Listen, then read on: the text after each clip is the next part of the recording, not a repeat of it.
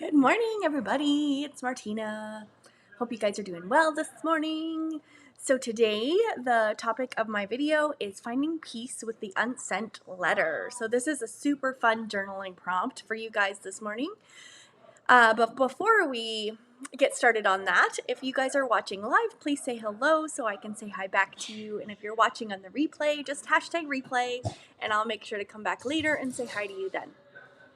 So when we're talking about, oh yeah, before I get started too, I wanted to quickly brief you guys on, just gonna make sure I can see us here. There's my face. Okay, want to make sure I can see your comments. Maybe not. Okay, we're gonna go over here and see comments over here, maybe.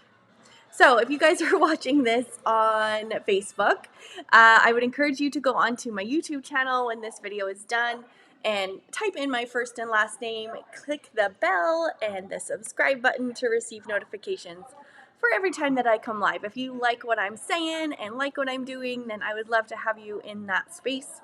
And so you don't miss a thing, because YouTube's really good at telling you when I go live. And so you'll get all the things. There's yogas, I can't talk this morning. Yoga meditations, self-love chats, self-love interviews with other women, and just lots of community and inspiration and support on there. So we'd love to have you over there. So let's see if I can see me here so I can talk to you guys. Oh, the internet is so slow where I am, and it's challenging. Anywho, we're gonna get going here. So, finding peace with the unsent letter is the topic that we're gonna chat about today. So, journaling has been a super big passion of mine, and it's been a really big part of my self-love journey. I have it's a consistent practice of mine that I make sure that I make time for every morning. A lot of the times it's the same practice that I've gone over before on like my magical morning minute kind of journal prompting, but certain times or certain things will come up where I'll need to do different things. So this is a tool that I have used that has helped me a lot in my own journey, and I'm hoping that it can also help you. So finding peace with the unsent letter. So the unsent letter is a journaling prompt technique where you write a letter to yourself, to someone in your life, it could be to a deceased person, it could be really to anybody or any situation. If we're talking about like self-love and forgiving yourself for how you've treated your body in the past, this would be a good method to use for that. If you are going through a troubling relationship, this would be a good purpose for that. Also, if you have a person in your life that's passed away, this is a great tool to try and work through some of those feelings that are coming up for you. And before we get started, I am not a professional. This is just my own experience.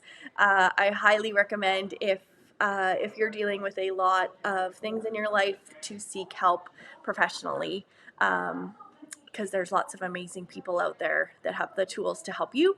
And this is just my experiences and things that I've learned along the way that helped me in my own journey. So with this letter, you would write this letter, you would, and then it's unsent, so you're not sending it to the person. It's really a method to get the feelings out on paper.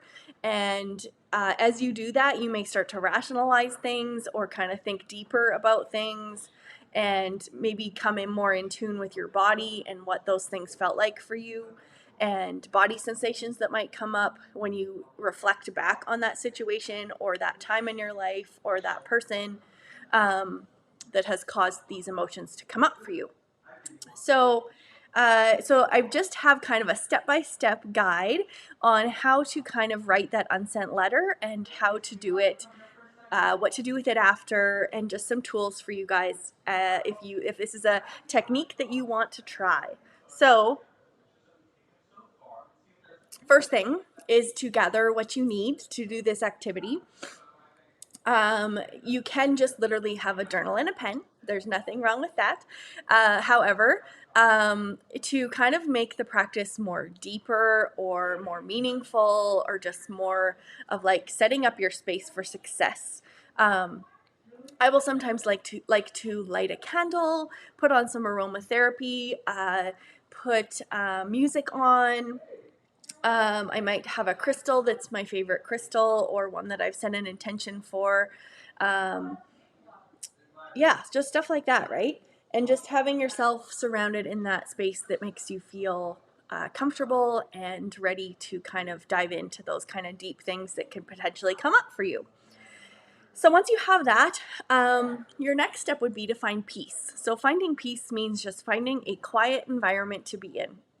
And I know moms, that's typically hard to do. Our houses are usually never quiet.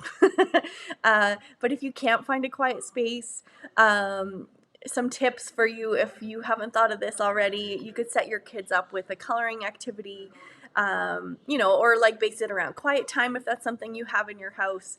Or just, and if you have older kids, just literally explaining to them, I'm going in my room for 10 minutes. Could you just give me that time? So just finding that quiet environment that you're able to do this in. And then the next step in this process is to write without worry. So if you are a perfectionist, or if you are a person who really values grammar and sentence structure and all those things, I would encourage you to throw those things out the window for this exercise. So writing without worry means just writing freely. Doesn't really have to make sense. It's for your eyes only, right? And so don't really pay attention to grammar or sentence structure. If you want to write doodles all over that page on all the things that are coming up for you, that's okay too. I feel like sometimes that's what it feels like in our brain. So by writing it that way, you're kind of mimicking the thought process that your own brain is going through, right? So that is just a little tip for you guys as well. And then the next thing would be to finding forgiveness. So as you're writing this letter to yourself or others, just being mindful to think of, in the back of your mind, to kind of think of showing forgiveness to yourself and showing forgiveness to others. Because when you come from a place of forgiveness, you maybe start to heal from that situation or that thing that's happened, or that thing you've done to yourself, and just really try and, through your writing, it's okay to be angry in your writing, it's okay to have emotion in your writing, but just being mindful to really come back to a place of forgiveness once you have gotten all those things out. I really do say that journaling is like a free form of therapy if you don't have access to a professional. so, so yeah, and then like I said, it's kind of like documenting the bad and the good. Really get those things out that are bothering you and that you feel that you've done that's horrible, or someone else has done that's horrible. Really write those things down without inhibition or without like reservation, just being able to write those things down. But then I know that I said there's really no rules for this exercise. However, I do find that it's helpful to end on a positive note when you're kind of done your writing. And if you're setting a timer for this, that works too. Or if you're just literally free writing because you just need unlimited amount of time, I would really suggest to end with a positive note. And it doesn't mean that you come to like, it doesn't mean that it makes the emotion or the situation go away. It just makes it ends it with, you know what, like let's say if it's about yourself, you could say, I forgive myself for treating myself this way in the past. I forgive myself for being so judgmental of my size or my shape, if you're talking about body positivity or body neutrality. If it's about someone else, it's may I wish them peace. May I wish them happiness. It could just be simply just wishing them well at the end of it. And oftentimes when we're writing about someone, we care pretty deeply about them. So it's also, like, I love you, but I just needed to tell you this, even though we're not sending it. It's just that release and that ending it with a more positive note.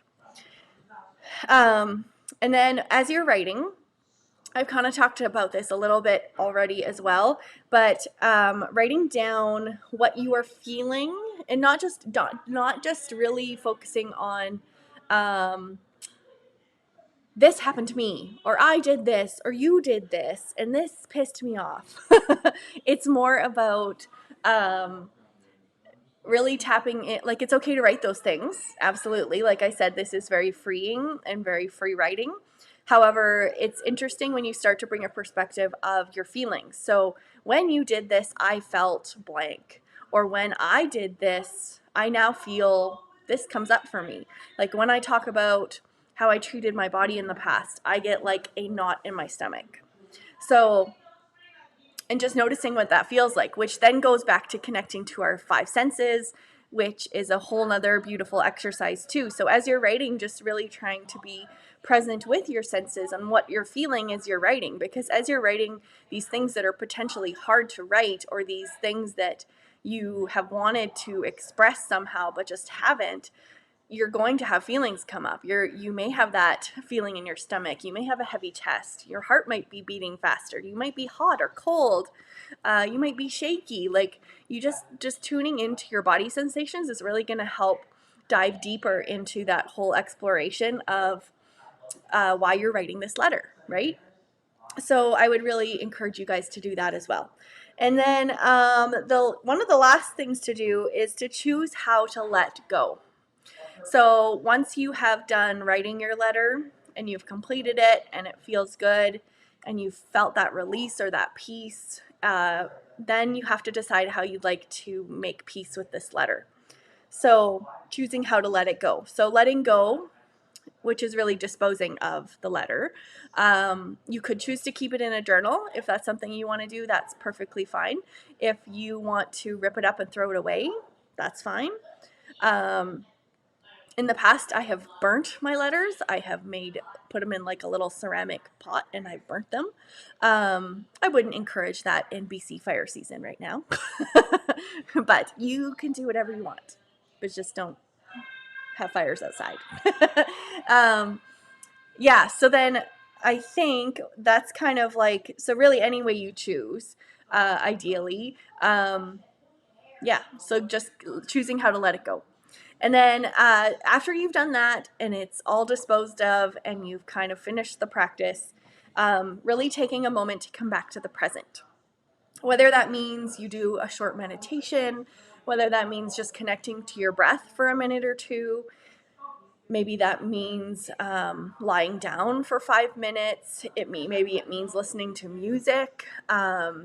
If you are at all familiar with the 432 hertz music, I would totally encourage that too. It's actually healing frequencies, which is quite interesting and calming to your nervous system and your sensory system and stuff like that. So So yeah, I would really encourage you to take that time after, because after you do a process like this, you can actually feel pretty drained and exhausted because you've done a lot of hard work, right? And just making sure that you take that time to integrate yourself back into the present moment, however you choose to do that, right? Maybe it's going for a walk. Like, any grounding activities are great for that. And the things that I already described are also good. So anyway, that's kind of all. That was kind of that's the gist of the unsent letter. So I hope that's a technique that maybe you would like to try. Please drop in the comments if that's something that you find valuable and you may want to try in the future. I would love to hear your feedback. And then before I pop out of here, a couple things as we get out of here. If you are wanting to journal but you don't know where to start, and you're trying to find that self-love piece for yourself, I have a journal that I've published called the Find Your Magic, A Journey to Self-Love Through Journaling. It is a journal focused on all things self-love, helping you to work on your mindset, your confidence, your boundaries, your forgiveness, your gratitude, your creativity. Lots of different topics that are covered in that journal. If you are just not a person that can just sit down and write, if you need some prompts to get you started, this is a great journal for that. And it's available. The links are in the description of this video if you want to check it out. And I do have a companion course that goes with that journal if you're wanting more of a guided direction on the journal prompts with some yoga videos and meditations to go along with them. There is a companion course to that journal that you can find on my website. And then if you guys are not in this community already, Imperfectly Perfect You, Self-Love at Any Size is a group of women who are empowering each other to find self-love at any size. And we have lots of challenges over there, and community and inspiration and motivation, and just a wonderful space, safe space on the internet. So if you are in there, we would love to have, if you are in there already, you know, but if you are not, we would love to welcome you. Sorry, in that group right now, starting Monday, we have a 5-day body positive challenge that we are going to be starting. That's going to take a deep dive into kind of incorporating some body positive things into your life to help you to find self-love at any size and embrace who you are and approach who you are from a more body positive angle. So if that is a challenge you would like to be a part of, once again, come and join us in that space. We will have that in there.